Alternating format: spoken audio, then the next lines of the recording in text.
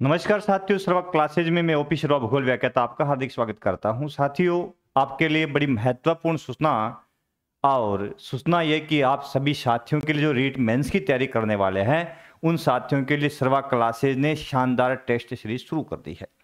मुख्य रूप से राजस्थान राजस्थान की ज्योग्राफी है, उसकी टेस्ट सीरीज अपन ने शुरू कर दी है। तो सभी मेरे साथी जो मुख्य रूप से रीट मेंस की तैयारी कर रहे हैं, उनके लिए बहुत ही रामबाण साबित होने वाली है ये टेस्ट सीरीज। तो सभी साथी जुड़े और आपके अपने सर्वक क्लासेज यूट्यूब चैनल को सब्सक्राइब कर लें। हम देखेंगे राजस्थान का संपूर्ण ज्योग्राफी जो है उसके संदर्भ में, और आज अपन देखने वाले हैं प्रमुख खनिज के संदर्भ में जो टेस्ट सीरीज है वो अपन ने शुरू कर रखी है। आप एप्लीकेशन भी डाउनलोड कर सकते हैं। आपके सर्वक क्लासेज का खुद का एप्लीकेशन है। सर्वक क्लासेज के नाम से गूगल प्ले स्टोर पे आप जाएंगे और सर्च बार में सर्वक क्लासेज टाइप करेंगे तो आपको एप्लीकेशन मिल जाएगा, और एप्लीकेशन इंस्टॉल कर लें। मोबाइल नंबर से लॉगिन हो जाएं, वहां पर आपको ज्योग्राफी की रिकॉर्डेड क्लास मिल जाएगी, टेस्ट सीरीज मिल जाएगी, पीडीएफ एंड नोट्स मिल जाएंगे ना। बहुत सारा सिलेबस जो है हम आपको एनसीईआरटी का प्रोवाइड करवाएंगे। तो सभी साथी जो है जुड़े और सर्वक क्लासेज यूट्यूब चैनल जो है उसको सब्सक्राइब कर लें। शुरू करते हैं आज की क्लास इन्हीं शब्दों के साथ। इन्हीं शब्दों के साथ में क्लास को शुभारंभ करते हैं कि मंजिलें खुद चलकर नहीं आती दोस्तों। मंजिलें खुद चलकर नहीं आती दोस्तों, यह सफर हमें तय करना पड़ता है। सुबह का उजाला पाने के लिए रात के अंधेरों से लड़ना पड़ता है, रात के अंधेरों से लड़ना पड़ता है।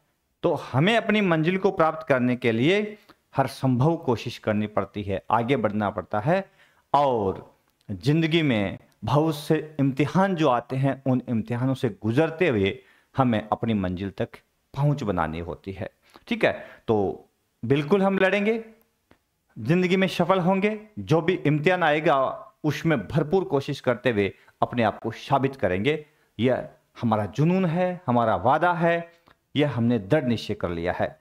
बिल्कुल इन्हीं शब्दों के साथ में क्लास को शुभारंभ करते हैं। बड़ी महत्वपूर्ण क्लास रहेगी। सभी साथी जो है देखें, जुड़ें और अन्य साथियों को भी जोड़ें और चैनल को सब्सक्राइब भी अवश्य कर लें। सीरीज का पहला प्रश्न आपकी स्क्रीन पे आ चुका है। बड़ी महत्वपूर्ण संपूर्ण जो टॉपिक है उसको आपको क्लियर करके दिखाएंगे। आप देखना अपनी क्लास को। राजस्थान में खनिजों के संदर्भ में सही कथन कौन सा है? तो राजस्थान में खनिज के संदर्भ में सही कथन कौन सा है? जो कथन यहाँ पे दिया गया है वो पहला है कि यहाँ 67 प्रकार के खनिज उपलब्ध है। दूसरा बिंदु यहाँ पे है कि यहाँ 44 प्रकार के 44 टाइप्स जो मिनरल्स है वो प्रमुख खनिज है, और 23 टाइप्स के जो मिनरल्स है वो सेकेंडरी प्रकार के यानी लघु खनिज पाए जाते हैं। इसके अलावा तीसरा ऑप्शन इसमें राजस्थान की अरावली पर्वत व दक्षिणी पूर्वी पठार वाला जो भौतिक प्रदेश है, जो भाग है, वो मुख्य रूप से खनिजों के अंदर अग्रणी प्रदेश है। और चौथा कथन है सभी ऑप्शन सही। तो साथियों, अपन यदि वास्तविक रूप से देखें तो ये राजस्थान के अंदर सन 2004 का जब आंकड़ा अपन देखते हैं एनसीईआरटी की बुक में मिलता है, मुख्य रूप से यहाँ पे 67 टाइप के जो खनिज पाए जाते हैं। ये बिल्कुल राइट है। लेकिन वर्तमान में अपन देखेंगे ना, वर्तमान रिपोर्ट के अनुसार लगभग 2021 की जो रिपोर्ट 21-22 की मिनरल्स की आती है उसमें यहां 82 प्रकार के खनिज है। वर्तमान में 82 प्रकार के, लेकिन उत्खनन इनका अभी प्रारंभ नहीं हुआ है। मुख्य रूप से 67 टाइप के जो खनिज है उनका उत्खनन प्रारंभ है। ठीक है, अब 67 में से 44 प्रकार के खनिज जो है वो मुख्य खनिजों की श्रेणी में माने जाते हैं। अब मुख्य कौन से होते हैं और लघु खनिज कौन से होते हैं? वो खनिज जिनके ऊपर सेंट्रल गवर्नमेंट का सीधा अधिकार होता है वो प्रमुख खनिजों में या मुख्य खनिजों में गिने जाते हैं, और जो स्टेट गवर्नमेंट के अधीन रहते हैं उन खनिजों को मुख्य रूप से लघु खनिज के रूप में माना जाता है। और राजस्थान का अरावली और दक्षिणी पूर्वी पठारी प्रदेश है वो मुख्य रूप से खनिजों के अंदर संपन्न है। बहुत अच्छी बात, बिल्कुल सत्य है कि यह खनिजों के अंदर काफी संपन्न प्रदेश है। ठीक है, तो इसका मतलब इसके अंदर सभी ऑप्शन राइट हो जाते हैं, यानी पहला राइट, दूसरा राइट, तीसरा राइट, इसका मतलब सभी ऑप्शन यहाँ पे सही है। तो इस प्रश्न का उत्तर हो जाएगा सभी ऑप्शन सही है। अब देखो इसमें आपको कई 3 प्रकार के प्रश्न और मिल गए, जैसे कि कुल खनिजों के प्रकार 67, मूल खनिज कितने 44, सेकेंडरी टाइप के खनिज कितने 23, ठीक है ना। तो इस प्रकार से 2-3 प्रकार के प्रश्न एक ही प्रश्न में आपको ऑप्शन के साथ मिल जाते हैं और आपका टॉपिक क्लियर हो जाता है। कैसी लगे क्लास अवश्य बताना, लेकिन आशा है मुझे, कोशिश है मेरी कि हम आपकी हर संभव कोशिश करें और विश्वास है मुझे कि क्लास आपके लिए फायदेमंद होगी और आपको पसंद भी आएगी साथियों। दूसरा प्रश्न यहां पे साथियों है आपके समक्ष कि प्रधान खनिज कौन से होते हैं। अब जो मुख्य खनिज होते हैं, जो प्रधान खनिज होते हैं, वो कौन से होते हैं। तो यहां पे देखो लिखा है 1960 के खनिज रियायती नियम MCR के अधीन आने वाले प्रमुख खनिज, है ना, जो 1960 में एक खनिज रियायती नियम बनाया गया था। खनिज रियायती नियम, है ना, मिनरल्स कंसेंसस रूल्स के नाम से एक रूल बनाया गया था 1960 के अंदर, और उसमें कुछ खनिजों को प्रमुख खनिज रखा था और उसके तहत उन खनिजों पर सिर्फ केंद्र सरकार का अधिकार रहेगा। किसका अधिकार रहेगा? केंद्र सरकार का। तो केंद्र सरकार के अधीन आने वाले संपूर्ण खनिज जो है वो किस में आते हैं? प्रमुख खनिजों में आते हैं, और खनिज रियायती नियम के तहत 1960 में उनको प्रमुख खनिजों में शामिल कर लिया।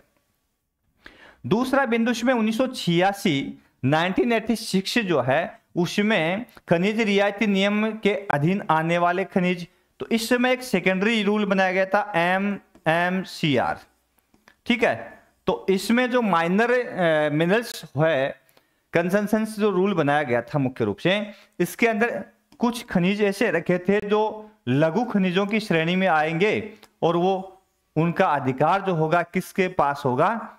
स्टेट गवर्नमेंट के पास होगा। किसके पास होगा? स्टेट गवर्नमेंट के पास होगा, ठीक है ना। तो 86 का जो रूल है ये तय करता है कि वे खनिज इसमें शामिल किए गए हैं जिसके ऊपर स्टेट गवर्नमेंट का राइट होगा, अधिकार होगा।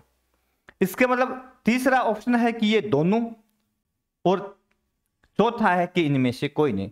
तो यहां पे जो राइट आंसर आता है वो राइट आंसर है पहले वाला। 1960 का एक्ट जो है MCR, उसके तहत मुख्य रूप से प्रधान खनिज रखे गए थे। कौन से खनिज प्रधान है? तो वो सारे खनिज जो धात्विक है, आणविक है, ऊर्जा खनिज है, सभी खनिज लगभग इसमें आ जाते हैं जो प्रधान खनिजों की श्रेणी में आ जाते हैं। समझ गए?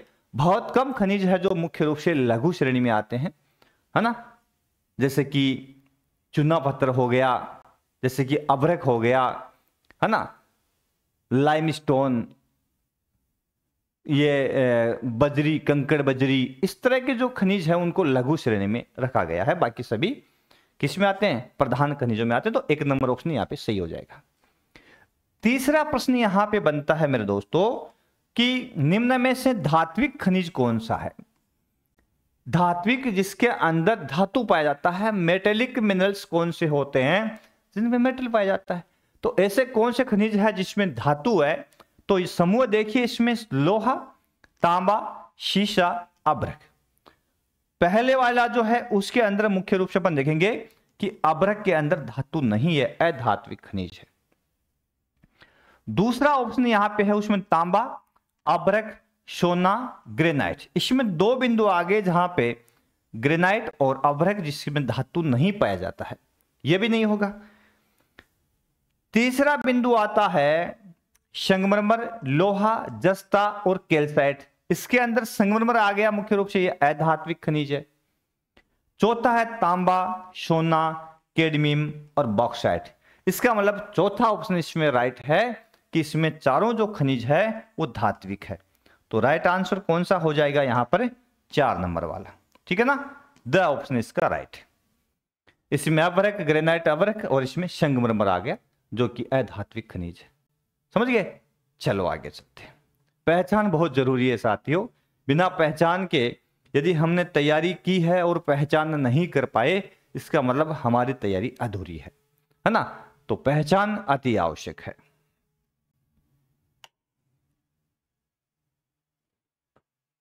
ठीक है, अब लाइट ज्यादा थी ना, थोड़ा सा पक्ष ज्यादा था। अगला बिंदु आता है, अगला प्रश्न आपके समक्ष है कि निम्न में से अधात्विक खनिज कौन से है जिसमें धातु की मात्रा नहीं पाई जाती है, नॉन मेटेलिक जो है वो कौन से है? तो देखिए अधात्विक इसमें लिखा है चूना पत्थर, बिल्कुल अधात्विक है। अपरक अधात्विक है। लाइमस्टोन अधात्विक है। इसका मतलब ये तो तीनों ही अधात्विक है, इसमें धातु नहीं है। संगमरमर पत्थर है, अधात्विक है। ग्रेफाइट आणविक खनिज है लेकिन धातु नहीं पाया जाता मुख्य रूप से। माइका, इसमें भी धातु नहीं पाया जाता, इसका मतलब ये तीनों भी अधात्विक है। एस्बेस्टस, डोलोमाइट और जिप्सम, ये भी तीनों अधात्विक है। इसका मतलब यहां जितने खनिज दिए हैं वो सभी के सभी कौन से हैं? अधात्विक है। तो पूछ ले इनमें से कौन सा समूह है जो अधात्विक खनिजों का है, तो यहां पे सभी बिंदु जो है अधात्विक खनिजों से संबंधित है। ठीक है ना? कैसे है? अधात्विक। अगला प्रश्न देखो, अगला क्या आता है? अगला प्रश्न आता है कि निम्न में से ऊर्जा खनिज कौन से है? तो ऊर्जा खनिज कौन से होंगे? जिन खनिजों से ऊर्जा प्राप्त होती है। ठीक है, जिन खनिजों से ऊर्जा की प्राप्ति होती है। अब ऊर्जा की प्राप्ति किन खनिजों से होती है वो देखिए। तो यहां ऊर्जा की प्राप्ति किन खनिजों से होती है? कोयला ऊर्जा देता है, खनिज तेल पेट्रोलियम, उससे ऊर्जा मिलती है। प्राकृतिक गैस बिल्कुल ऊर्जा वाला है, अभ्रक ऊर्जा वाला नहीं है। यूरेनियम ऊर्जा वाला है लेकिन रॉक फास्फेट ऊर्जा वाला नहीं है। थोरियम, इससे ऊर्जा प्राप्त होती है।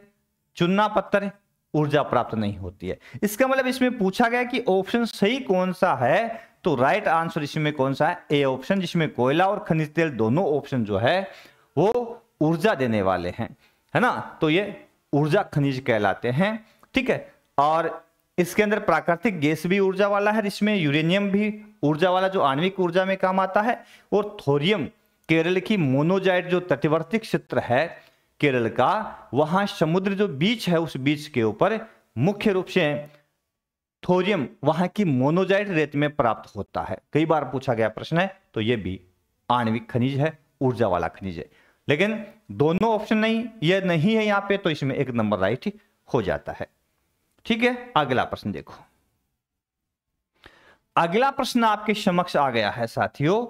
क्या है प्रश्न? कि निम्न में से कौन से खनिज 100% राजस्थान में उपलब्ध है, उत्पन्न होते हैं, उत्खनन होते हैं? तो 100% खनिज राजस्थान में प्राप्त होते हैं, ऐसे खनिज इनमें से कौन से है? तो सीसा और जस्ता और कैडमियम बिल्कुल राइट है कि सीसा और जस्ता सिर्फ राजस्थान के अंदर, उदयपुर की जावर खान। अपन देखेंगे कि कौन सा खनिज राजस्थान में कहां कहां उपलब्ध है, नया क्षेत्र कहां कहां मिले। हाल ही में कुछ ही दिन पहले की बात है, अभी हाल ही में 2-4 रोज पहले की बात है कि बांसवाड़ा के अंदर मुख्य रूप से सोने के निक्षेप मिले हैं। इससे पहले भी वहां सोने के निक्षेप मिले थे। ठीक है ना?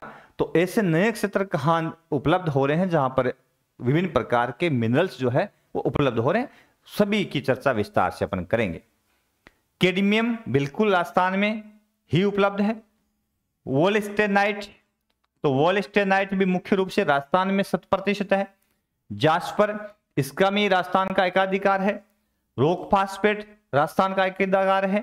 फेल्सपार राजस्थान का एकाधिकार है। इसका मतलब ये सभी खनिज जो है वो 100% राजस्थान में उपलब्ध है। यदि यहां मैं चांदी और लिख दूं तो राजस्थान का एकाधिकार है, यह भी 100% राजस्थान में ही उपलब्ध होती है। तो सभी खनिज यहां जो आपके समक्ष नजर आ रहे हैं वो सभी राजस्थान में 100% भंडार इनके हैं, और उत्खनन भी 100% पूरे भारत में राजस्थान में होता है इनका। ठीक है, आगे अगला प्रश्न देखो। अगला प्रश्न आता है कि निम्न में से आणविक खनिज कौन सा नहीं है, नहीं पूछ लिया, आणविक खनिज कौन सा नहीं है यह पूछ लिया, तो इसको कैसे अपन सर्टिफाई करेंगे भाई कौन सा आणविक नहीं है। तो देखिए यूरेनियम थोरियम दोनों आणविक है, ग्रेफाइट जिरकन दोनों आणविक है, इसका मतलब ये भी सही ये भी सही है, दो ऑप्शन तो सही हो गए। लिथियम बेरिलियम दोनों सही है, ठीक है। डोलोमाइट और सुरमा, इसमें सुरमा है लेकिन डोलोमाइट नहीं है, क्यों? क्योंकि डोलोमाइट जो मुख्य रूप से जो है वो कौन सा है, अधात्विक खनिज है, ठीक है। तो इस प्रकार से अपन कहेंगे कि नहीं पूछ लिया तो इसके अंदर द ऑप्शन जो है इसमें दोनों राइट नहीं है, सुरमा है बाकी डोलोमाइट नहीं है। अब याद रख लीजिएगा कि आणविक खनिज कौन कौन से हैं, तो ये सभी खनिज uranium thorium graphite zircon lithium beryllium सुरमा है ना, ये सभी खनिज आणविक खनिजों की श्रेणी में उपलब्ध है, समझ गए। तो ध्यान रखिएगा इनका, सबसे महत्वपूर्ण यूरेनियम और थोरियम होता है आणविक खनिजों के अंदर।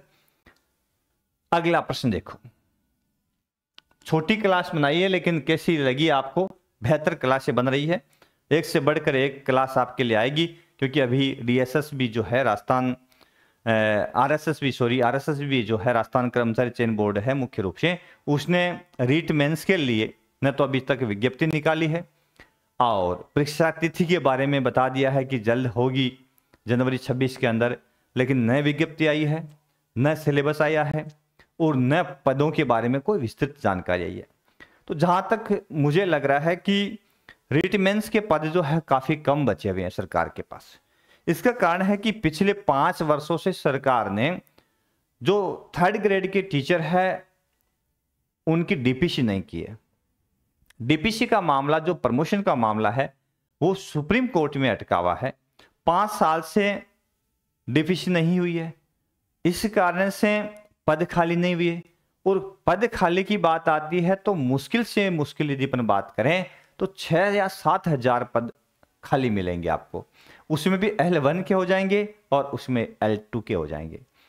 तो रीट मेंस की वैकेंसी जिसमें कम से कम 20 लाख फॉर्म अप्लाई होते हैं और वहां पर यदि 2000, 3000, 5000 की वैकेंसी आती है तो बहुत कम मायने रखती है साथियों। इसलिए आवश्यक है कि ये जो रीट मेंस की वैकेंसी आए, 3rd ग्रेड की वैकेंसी आए, तो कम से कम 20,000 पदों की तो हो, ताकि जो प्रयास करने वाले हैं उनका वास्तव में सिलेक्शन हो और कम से कम ये तो लगे कि वैकेंसी हुई है और बच्चे लगे हैं। लेकिन देखो मामला सरकार का है, काम सरकार को करना है, जिस तरह से सरकार निर्णय लेती है वो अपन सर्वोपरि मानते हैं। क्यों? क्योंकि जो सरकार करती है वो अपने अनुसार अच्छा ही करती है। देखते हैं क्या करती है, कितने पद निकालती है। खनिजों का अजायब घर किसे कहा जाता है? देखो सबसे अधिक खनिज जो है, काफी अधिक मात्रा में खनिज राजस्थान के अंदर है और विभिन्न प्रकार के हैं, यानी अधिक मात्रा में तो होने के साथ साथ में अधिक मात्रा में तो कई स्टेट जैसे छत्तीसगढ़ है, अपन बात करेंगे झारखंड की, तो इनमें एमपी की बात करेंगे, यहाँ बहुत सारे खनिजों के भंडार उपलब्ध मिल जाएंगे, लोहा मिल जाएगा, तांबा मिल जाएगा, कोयला मिल जाएगा, मैग्नीज मिल जाएगा, खूब मिलेंगे वहां पे। लेकिन यदि अपन वेरिएशन देखेंगे, बहुत अधिक प्रकार के खनिज यदि मिलते हैं तो वो कहाँ मिलते हैं? राजस्थान के अंदर। तो राजस्थान को खनिजों का अजायब घर कहा जाता है। ठीक है, अगला प्रश्न, अगला आता है कि निम्न में से राजस्थान में उपलब्धता की दृष्टि से देश में कौन सा स्थान है? तो यहां पे निम्न में से प्रश्न मिसप्रिंट है ना, राजस्थान का खनिज उपलब्धता की दृष्टि से, ऐसे ठीक है, टाइपिंग मिस्टेक है। तो निम्न में से राजस्थान का खनिज उपलब्धता की दृष्टि से देश में कौन सा स्थान आता है? साथियों, जब खनिज उपलब्धता की बात आती है मुख्य रूप से, तो राजस्थान की बात करें अपन कि राजस्थान का कौन सा स्थान है, तो 2020-21 की जब रिपोर्ट आती है उसके अकॉर्डिंग राजस्थान मुख्य रूप से किस स्थान पे आता है? तीसरे स्थान पे आता है। किन से स्थान पे आता है? तीसरे स्थान पर, यानी मध्य प्रदेश है और झारखंड है, इनमें खनिजों के भंडार और अधिक पाए जाते हैं। ठीक है ना, तो तीसरा स्थान। अगला प्रश्न है, देश में खनिज उत्पादन में राजस्थान का कितना प्रतिशत योगदान है? अब देश में कुल खनिज उत्पादन है, उसमें राजस्थान का योगदान कितना है? प्रश्न में टाइपिंग करने वाले ने थोड़ी वर्ष नहीं लिखा। ये जो रिपोर्ट है मुख्य रूप से 2021 की रिपोर्ट के बेस पे अपन ने प्रश्न लिए हैं। तो मुख्य रूप से कितना योगदान देश में खनिज उत्पादन में राजस्थान का, तो कुल उत्पादन में राजस्थान का योगदान यदि अपन देखते हैं तो मुख्य रूप से कितना है? 22%। कितना आता है? 22% योगदान है। अब इसमें 15% जो है वो धात्विक खनिजों का है, ठीक है, और 25% जो आता है वो अधात्विक खनिजों का योगदान है, ठीक है। यानी धात्विक खनिजों का 15% योगदान, अधात्विक खनिजों का लगभग 25% योगदान कहां से मिलता है? राजस्थान से मिलता है। तो देख लिया, तो कुल योगदान जो है वो तो आता है 22% का, लेकिन धात्विक का योगदान देश के अंदर राजस्थान की ओर से 15% का, अधात्विक की बात करें तो 25% का, और जो लघु श्रेणी के खनिज आते हैं उन लघु श्रेणी के खनिजों में योगदान, लघु श्रेणी खनिज, तो उसमें योगदान कितना है? 30%। कितना है? 30% योगदान लघु श्रेणी के खनिजों में है, ठीक है। तो ये थे प्रमुख राजस्थान के खनिज के संदर्भ में अपने सीरीज।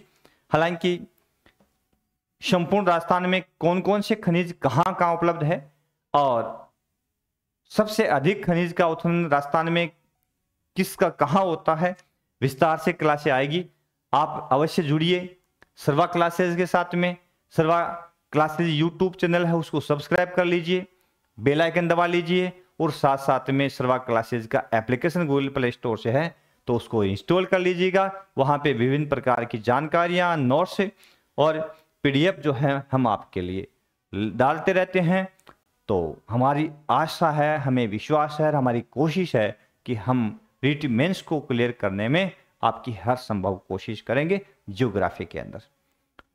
तो आज की क्लास में साथियों इतना ही। लेते हैं आपसे विदा इन्हीं शब्दों के साथ कि हर मोड़ पर मिले इम्तिहानों में खुद को आजमाना पड़ता है। हर मोड़ पे मिले इम्तिहानों में खुद को आजमाना पड़ता है। जिंदगी में कुछ पाने के लिए, जिंदगी में कुछ पाने के लिए कई तूफानों से लड़ना पड़ता है, कई तूफानों से लड़ना पड़ता है। तो जिंदगी में यदि सफल होना है तो बहुत सारे जिंदगी में तूफान आएंगे, उतार चढ़ाव आएंगे, सबका सामना करते हुए हम आगे बढ़ेंगे और एक दिन अवश्य अपने मिशन में अपन सफल हो जाएंगे। जय हिंद, जय भारत, नमस्कार दोस्तों, थैंक यू।